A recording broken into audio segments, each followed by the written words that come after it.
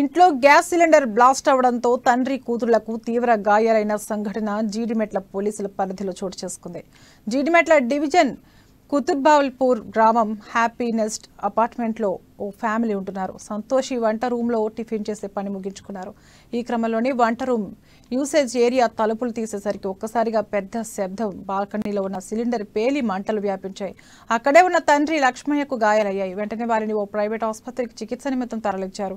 Cylinder blast ప్రమాదంలో తీవ్ర గాయాలు పాలైన లక్ష్మయ్యకు 75% కాలిన గాయాలు ఉన్నట్లుగా, సంతోషికి ముఖం, చేతులు తీవ్రంగా కాలిపోయినట్లు బంధువులు తెలిపారు. అయితే గ్యాస్ సిలిండర్ కు ఉన్న వాషర్ సరిగా లేకపోవడమేనని, దాంతో గ్యాస్ లీకేజీ ఏర్పడిందని స్థానికులు పేర్కొన్నారు.